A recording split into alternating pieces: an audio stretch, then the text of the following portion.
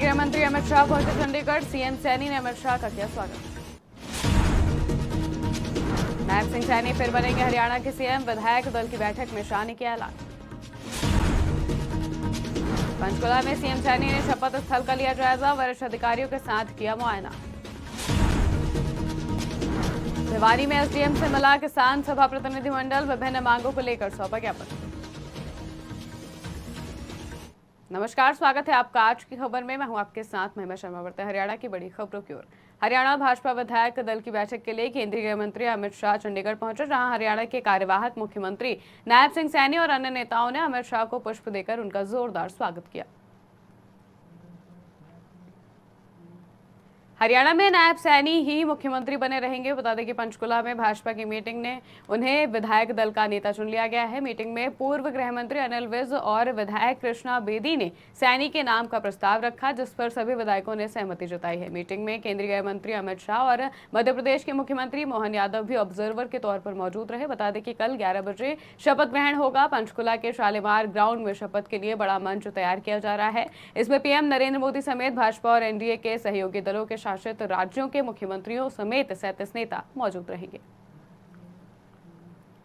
हरियाणा के कार्यवाहक सीएम नायब सिंह सैनी ने पंचकुला के शालीमार ग्राउंड में वरिष्ठ अधिकारियों के साथ शपथ स्थल का मुआयना किया। उनके साथ विधायक कृष्णा बेदी, पूर्व सांसद संजय भाटिया सहित कई पदाधिकारी मौजूद रहे। इस शपथ ग्रहण समारोह में पीएम नरेंद्र मोदी सहित 10 केंद्रीय मंत्री, कई राज्यों के मुख्यमंत्री, 14 उप मुख्यमंत्री, राज्यपाल, पार्टी के वरिष्ठ पदाधिकारी भाग लेंगे। आयोजन के लिए शहर का सौंदर्यीकरण किया जा रहा है। शहर में कई स्थानों पर तोरण द्वार लगाए जाएंगे।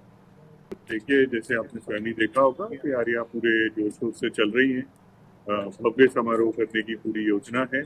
पूरी बड़ी स्टेज लगाई गई है और जो भारत प्रदेश के कई राज्यों के मुख्यमंत्री, उप मुख्यमंत्री, गवर्नर साहिबान, केंद्रीय मंत्रीगण के आने की उम्मीद है। इसके अंदर माननीय प्रधानमंत्री महोदय स्वयं भी इस अवसर पंचकुला में पधार रहे हैं, तो उसके अनुरूप ही आयोजन का स्वरूप दिया गया। देखिए, हमने तो अपनी तरफ से काफी सबसे बड़ा ग्राउंड लिया है और हमारी तो जो आम जनता है एक आह्वान है कि जो भी आना चाहे आए, किसी के लिए। भिवानी में अखिल भारतीय किसान सभा का एक प्रतिनिधिमंडल लघु सचिवालय पहुंचा, जहां उन्होंने उपमंडल अधिकारी से मुलाकात की और अपनी विभिन्न मांगों को लेकर उन्हें ज्ञापन सौंपा। आपको बता दें कि सभा प्रतिनिधिमंडल ने किसानों से संबंधित समस्याओं को उनके सामने रखा। साथ ही कहा कि जल्द ही उनकी समस्याओं का निवारण किया जाएगा। किसान की मूलभूत जो जरूरत है उसको सरकार पूरी नहीं कर रही। और एक तरफ मैं देख रहा था कि आज से एक दिन पहले मुख्यमंत्री का बयान आया था कि भारी संख्या में किसानों ने हमें वोट दिया है और सभी उनमें। तो मैं मुख्यमंत्री से बात पूछना चाहता हूँ, जब आप खाद नहीं दे रहे, आप पानी नहीं दे रहे किसान को, आप उन्हें उठान नहीं कर रहे, उनका भुगतान नहीं कर रहे, तो आप किस बात की बात कर रहे हो? मतलब शपथ ली नहीं, उससे पहले भी आपने इतनी बड़ी झूठ बोल दी। तो हम तो यही बात करें भी कल आपको शुभकामनाएं, मुख्यमंत्री बन रहे हो दोबारा, कम से कम किसान का उठान और ये जो डीएपी है, यूरिया है, पानी का प्रबंध करना चाहिए। अगर ऐसा आप नहीं कर पाओगे तो किसान जैसे पहले सड़कों पर आया तो दोबारा सड़कों पर मजबूर। अखिल भारतीय किसान सभा की तरफ से एसडीएम साहब से एक प्रतिनिधिमंडल मिला है और हमने मांग की है कि जिले में किसानों को पानी नहीं मिल रहा है सिंचाई के लिए, क्योंकि रबी फसल का टाइम है और डीएपी खाद की बहुत ज़्यादा किल्लत है। और डीडीए साहब से भी हम मिले थे, उन्होंने कहा था 2-3 दिन में रैक आ जाएगा, लेकिन अभी तक नहीं आया।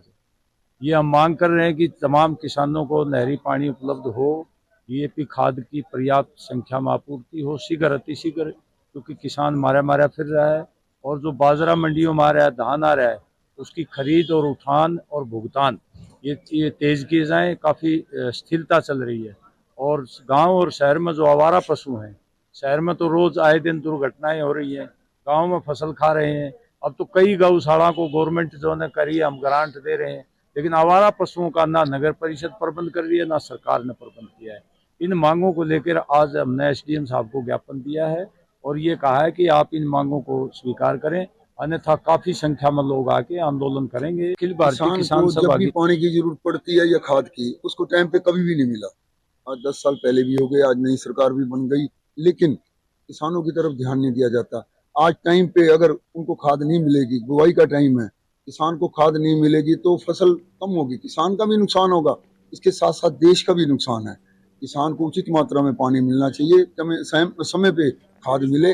मालूम होता है सरकार को भाई इस टाइम इतनी खाद इनको जरूरत है, उतनी अवेलेबल करवानी चाहिए। और ये भी पता होता है भाई इस टाइम चाहिए, उस टाइम से पहले लाने में क्या दिक्कत है सरकार को। आज हमने एसडीएम साहब को ज्ञापन दिया है कि खाद जल्द से जल्द मंगवाई जाए और तुरंत सप्लाई हो और उचित मात्रा में किसान को पानी मिले। फरीदाबाद में टमाटर के दाम 100 रुपए प्रति किलो पहुंच गए हैं, जिससे लोगों ने इसकी खरीदारी कम कर दी है। बता दें कि महंगाई का असर जेब पर साफ दिख रहा है। जहां पहले लोग 1 किलो टमाटर खरीदते थे, अब आधा किलो या फिर पाव भर ही खरीद रहे हैं। बाकी सब्जियों के मुकाबले टमाटर सबसे महंगा बिक रहा है। ये सबसे पहले तो भैया क्या है, सबसे ज्यादा यूज होने वाला घर में सारी सब्जियों के साथ में यूज होता है जो है टमाटर। और दूसरी चीज क्या है, दूसरी चीज लहसुन है तुम्हारा। दोनों चीजें महंगी हैं, प्याज भी महंगी है। आज की डेट में तुम्हारा लहसुन 280 रुपये किलो बिक रहा है। और टमाटर है, टमाटर 100 रुपये किलो है, 90 रुपये किलो भी है। और जो बिल्कुल ज्यादा छोटी गोली टाइप का जो टमाटर आता है वो 60-70 रुपये किलो बिक रहा है। भैया इसमें कुछ नहीं कह सकता, हो सकता है पीछे से ट्रांसपोर्टर पर माल कमा रहा है, पीछे से किसानों के पास माल कम है, इसीलिए माल कमाने के कारण से सौदे महंगे हैं। और कुछ क्या आड़तों पे सौदे जब थोड़ी शॉर्टेज हो जाती सौदे की तो वो सौदे आड़ती महंगा कर देते सौदे को। टमाटर तो ये लगा लो कम से कम एक महीने हो गया, कम से कम 1 महीने से महंगा ही चल रहा है टमाटर। 90-80-100 रुपये कम से कम चल ही रहा है ये।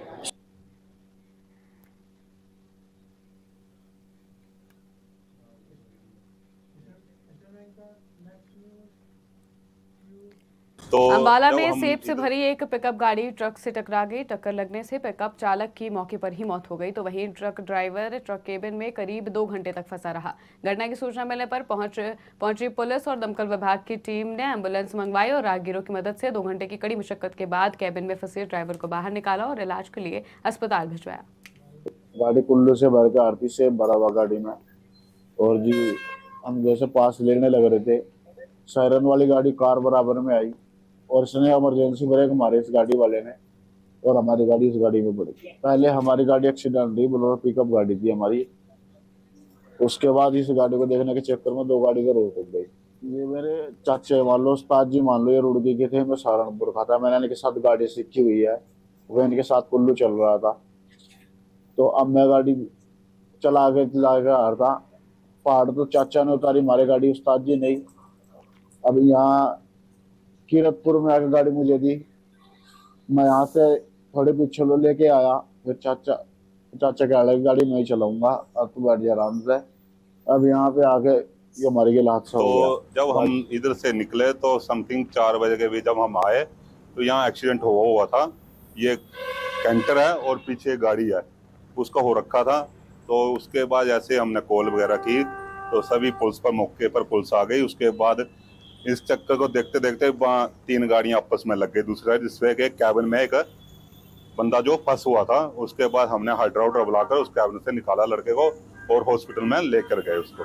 फैसिलिटी सर इसमें मौके पर सभी हमारे गले साथ दिया सभी ने। और कैंटर वाला तो बंदा ठीक है, उसको हॉस्पिटल लेकर गए। पर ये जो हुआ था इसमें कैंटर जो एमसी गाड़ी थी उसमें बंदा डेड था। जींद में डेंगू और मलेरिया बीमारी के फैलने से रोकने के लिए स्वास्थ्य विभाग की टीमें लगातार फील्ड में हैं। इसके बावजूद भी डेंगू तथा मलेरिया के अनुकूल होने के चलते मामले सामने आ रहे हैं। स्वास्थ्य विभाग को अब तक मलेरिया के 4 और डेंगू के 39 मामले मिल चुके हैं। स्वास्थ्य विभाग ने सैंपलिंग को बढ़ा दिया है। विभागीय टीमें लगातार फील्ड में काम कर रही हैं और विशेष रणनीति के तहत 3 तरह के सैंपलिंग कर डेंगू और मलेरिया को रोकने का काम कर रही हैं। जो ही सर्दी का मौसम शुरू होता है, अस्पताल का टाइम बदल दिया जाता है। 8 बजे से ओपीडी का टाइम जो गर्मी में 8 बजे होता है उसको 9 बजे कर देते हैं। तो आज से हमारा टाइम 9 बजे से 3 बजे तक का हो गया है। अब अस्पताल में हमारी ओपीडी 3 बजे तक उपलब्ध होगी। सभी सेवाएं जो ओपीडी में उपलब्ध होती हैं विशेषज्ञों की, दवाइयों की, वो 2 की बजाय 3 बजे तक होंगी और अस्पताल सुबह 9 बजे। ये प्रत्येक वर्ष सितंबर, अक्टूबर, नवंबर ये 3 महीनों में मलेरिया और डेंगू का प्रकोप जो है हमारे प्रदेश में आता है। इस बार भी थोड़ा सा आया है, लेकिन इस बार बहुत ही कम केस आए हैं। डेंगू के अभी तक 42 केस जो है कंफर्म केस हुए हैं और कोई भी डेंगू से रिलेटेड डेथ नहीं हुई है। और सबसे अच्छी बात है कि इस समय कोई भी पूरे जिले में कहीं भी कोई ऐसा पेशेंट नहीं है जो किसी अस्पताल में दाखिल हो। सभी पेशेंट स्वस्थ हैं और स्वास्थ्य लाभ घर पे ले रहे हैं, घर पे ही दवाइयाँ चल रही हैं। भिवानी में सब्जियों के दाम इन दिनों आसमान छू रहे हैं। बता दें कि सब्जियों के दामों में अचानक बढ़ोतरी होने से आमजन की जेब पर अच्छा खासा असर देखने को मिल रहा है। साथ ही रसोई का बजट भी गड़बड़ा गया है, क्योंकि आमजन जहां 2-3 किलो टमाटर खरीद रहे थे, वहीं आधा से पाव भर टमाटर ही खरीद रहे हैं। ये तो जी दुगना पड़ गया जी। पहले सब्जी अगला 20 तो 50-60 से कम सब्जी आवे ही कोई भी सब्जी है भाई। पेट्रोल के डीजल का रेट कम हो, गैस के रेट कम हो, मैंने रसोई की चीज मैंने चीज यही, और दारू अपनी पीनी को नहीं। भिवानी में जीतूवाला जोहड़ फाटक के नजदीक ट्रेन की चपेट में आने से एक बुजुर्ग की मौत हो गई, जिससे इलाके में हड़कंप मच गया। सूचना पर पहुंची पुलिस ने मृतक के भाई व भतीजे के बयान दर्ज कर लिए हैं और शव को पोस्टमार्टम करवाकर परिजनों को सौंप दिया। मेमो प्राप्त हुआ रेलवे चौकी में। मेमो की सूचना पे हम मौका घटनास्थल पे गए, जहाँ पे एक बंदा रेलगाड़ी की चपेट में आने से डेथ था। मौके पे वार थाना आ गए थे, उनका भतीजा और उनका भाई, जिन्होंने शव को राजेंद्र प्रसाद पुत्र मातूराम वासी तोसाम बाईपास डाबर कॉलोनी भिवानी का शिनाख्त किया है, जिनके बहन हासिल किए गए हैं, जिनकी उम्र करीब 67 साल है। जो पेशे से परचून की दुकान चलाते थे। उनके 5 बच्चे हैं, 3 लड़कियां 2 लड़के हैं सर। अभी मौके से डेड बॉडी को सामान्य अस्पताल लेके आए हैं। हरियाणा की खबरों में फिलहाल इतना ही। देश और दुनिया की तमाम खबरों के लिए देखते रहिए आज की खबर।